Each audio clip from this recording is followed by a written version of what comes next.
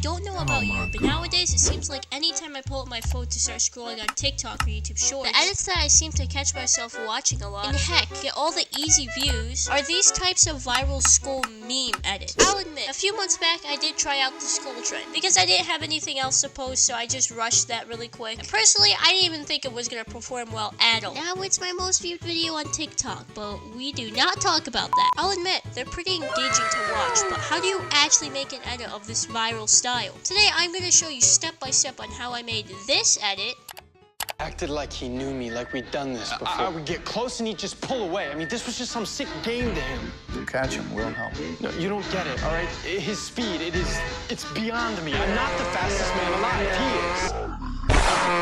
And this is how it performed on TikTok and on YouTube. Which, as of recording, I have no idea what these numbers are, so if it flopped, I might just cut this out. Before anything though, make sure you have these plugins on screen installed. And if you don't know where to find them, ask in the editing help channel in my Discord server, which is also in the link in the description. Once you have that all installed, here are the timestamps, just in case you want to skip to a particular part. Since this entire video is a walkthrough in detail of me making the edit I showed you earlier. But I do recommend that you watch the entire video. Not will it only help me make more money off of ads and improve my engagement, but you may also learn a thing that you previously didn't know. Alright, enough of that. Let's just get to this tutorial. So I started by making my composition as a 4K square format in 60 FPS. That's my main go-to settings, but whatever you use should also be fine. Then I went ahead and imported my scene pack. After I had cut up the clip that I wanted to use, I went ahead and imported the edit audio that I wanted to use. For this trend, it's usually a hard phonk with a beat drop. Luckily for you though, I made 10 different versions of viral phonks, which I did put in the edit audios channel in my Discord server. Link in the description. I spent the next 10 minutes from here adjusting the clips so they'd fit the audio. Now I think it's important to note here that whenever the beat drops on the phone, that's where the skull part of the edit will start. So make sure the last frame before the beat drop is the frame that you want the skull edit to be on. I don't know how to explain it, but you'll see in a few minutes here. Then I zoomed it all in, messed around with the positioning by clicking S and P. And I added some basic face tracking, which was just the X value. And if you do not know how to make that, check out the video card above. I think I even forgot to add motion tile, so if you look very closely in that one clip that I did need it, you're gonna see some ugly odd borders. No offense, Mexicans. Another little side adjustment, I went ahead and messed around with the sound. Sound is really underrated, but really important for edits. First, what I did was open up this audio pit, so I can see the highest and the lowest parts of when the audio goes. When you play this video, it'll start lighting up. All I will say is, if it's down here, then it's way too low and nobody will be able to hear anything. And if it's way up here, then that means it's way too high. If it's that loud, then the entire edit is gonna sound like it's bass boost. I like to keep the intro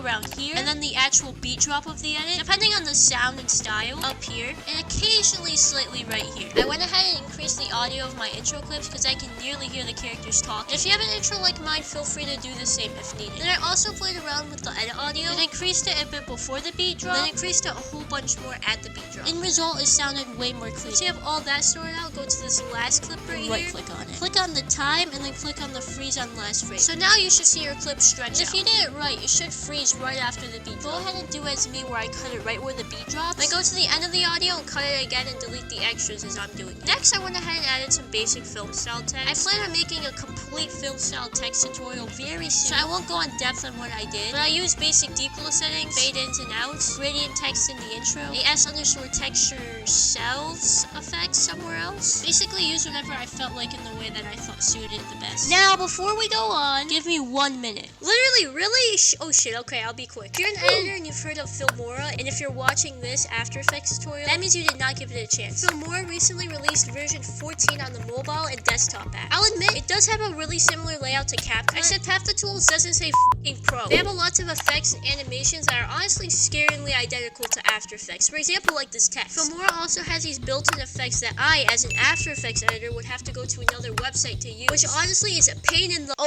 okay, the timer, okay. Filmora also has a built-in AI video enhancer to upscale your videos, AI live voice translator, if maybe you want to post in different languages, AI sound effects, if you want to add memes into your edits, smart short clips, if you want to easily clip long videos like live streams maybe, smart BGM generation, this generates a custom background, smart scene cut, if you want to cut up your long scenes easily, and auto reframe, which basically tracks your edit in whatever format you want it to. When this video comes out, they should hopefully still be doing their 10% to 25% off sale for their annual bundle. So if you're interested in these, feel free to check it out in the description. Holy okay. According to this website, I should not have been able to do that, but I am so built different. Okay, let me just go have a a cup of water, and then I'll come back with this tutorial. Now we have the overall edit ready with the intro looking okay. Let's actually work on the skull part. Remember that frozen frame we had earlier? Double click on it so we could go into it. Now let's start by making an adjustment layer. For as of right now, I'm just gonna drop this color correction, which will be coming out soon in a future video, because this video will be way too long for me to go into. But in the meantime, you could use your own dark CCs. But if you don't have any you could use, also feel free to check out my CC pack in the description. And depending on when this comes out, I should be soon or have already dropped brand new color corrections. So please keep an eye out for those, because I'm working very hard on them. Now let's get this skull emoji, because for obvious reasons, I can't just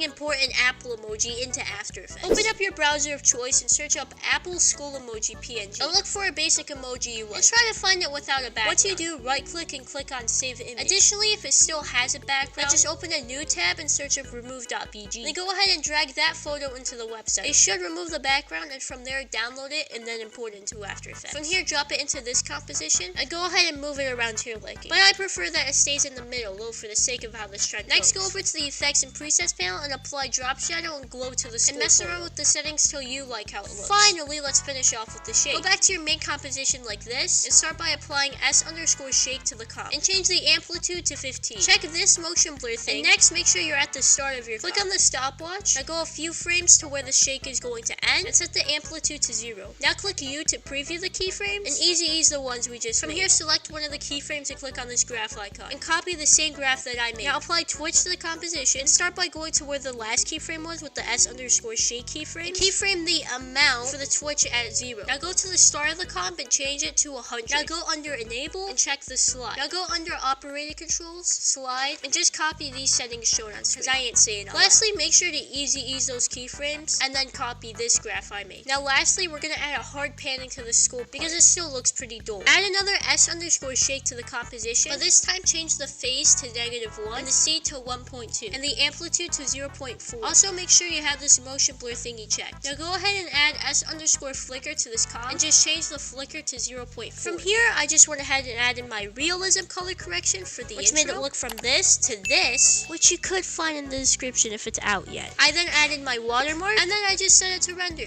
Hey, now you know how to make this viral skull edit trend. Now you could go ahead and tag me in your edits with these users shown on screen. And maybe if you mention that you used my tutorial, heck, I might even comment on it. And go watch this video where I did in fact try to make an edit using a f***ing VR. Plus, go ahead and check out Filmora in the description, since as of recording, they do have a huge sale going on. Okay, that's...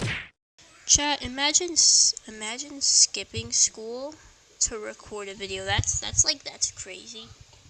I hope my parents didn't hear that shit. Oh, wait, they watch this channel.